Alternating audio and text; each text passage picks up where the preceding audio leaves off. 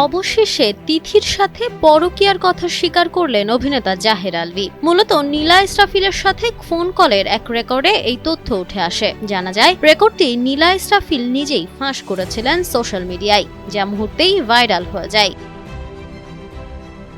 Social মিডিয়ায় আলোচিত অভিনেতা জাহের আলভী এবং নীলা ইসরাফিলের মধ্যকার ফাঁস হওয়া ফোনালাপে আলভীকে তার স্ত্রী ইকরার জন্য আর্তনাদ ও কান্নাকাটি করতে শোনা যায়। হ্যালো আপু। হ্যাঁ, কি অবস্থা? আপু, আমি নিঃশ্বাস দিতে পারতেছি না আপু।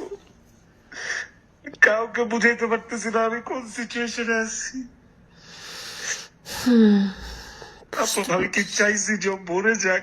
অডিও কলে জাহের আলভীকে মানসিকভাবে বিধ্বস্ত অবস্থায় নিজের স্ত্রী ইকরার কথা বলতে এবং ক্ষমা চাইতে শোনা যায়। নীলা ইসরাফিল আলভীকে জিজ্ঞেস করেন, তিথির ঘটনা কি সত্য?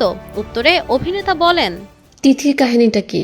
তিথির কাহিনীটা আপু, এইটা খুব গ্র্যাজুয়ালি ডেভেলপড হয়েছে আপু। এটা একদিনে ডেভেলপড হয় নাই বিষয়টা।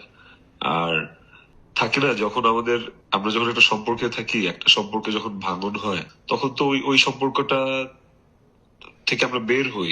এখন আপু, আমি কি বলবো, এটা আসলে আমি আসলে বলে বুঝাইতে পারবো না বিষয়টা আপনাকে। ফোন কলের এক পর্যায়ে সাবেক এই এনসিপি নেত্রী আলভীকে ভালো আইনজীবীর পরামর্শ নেওয়ার পরামর্শ দেন এবং সোশ্যাল মিডিয়ায় তিথির বিষয়ে কিছু বলতে নিষেধ করেন। তিথির গল্পটা সত্যি, যেটা পাবলিক মনে করতেছে, এটা এখানে কোনো ঝামেলা নাই। মানুষ অনেকভাবে বিচার করে, প্রত্যেকটা জিনিসে তোমার ভুল ধরবে। এখন যেই কথাগুলো বলতেছো আমাকে, এর একটা রেশও যদি তোমার স্টেটমেন্টে থেকে যায়, তুমি ফেসে যাবা।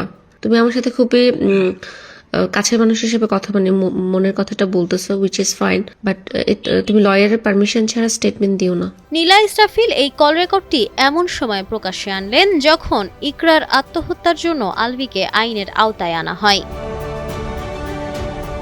গেল 28 ফেব্রুয়ারি ঢাকার মিরপুরের বাসা থেকে আলভীর স্ত্রী ইকরার ঝুলন্ত লাশ উদ্ধার করা হয়। পরে ইকরার পরিবার আলভীর নামে থানায় মামলা করলে প্রায় 3.5 মাস পর গত 18 জুন মেট্রোপলিটন ম্যাজিস্ট্রেট কামাল উদ্দিনের আদালতে আত্মসমর্পণ করে জামিন